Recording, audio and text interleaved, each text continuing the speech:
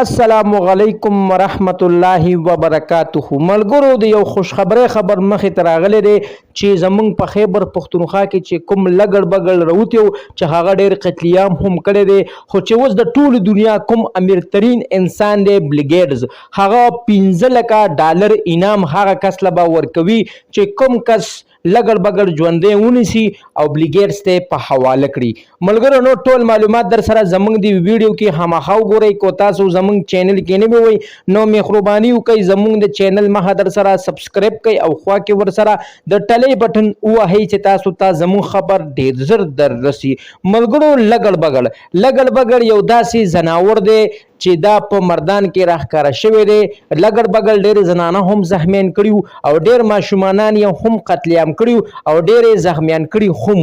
و چې د دنیا ټول نه امیرترین انسان بل ګیټس چې دا د امریکای اوسیدونکی دی او د په ټوله دنیا کې زیاته پیسه د سره ده او د هغه هم د 15 لکو ډالرو انعام کړی دی چې زه به ډالر هغه کس لا ورکوم چې کوم کس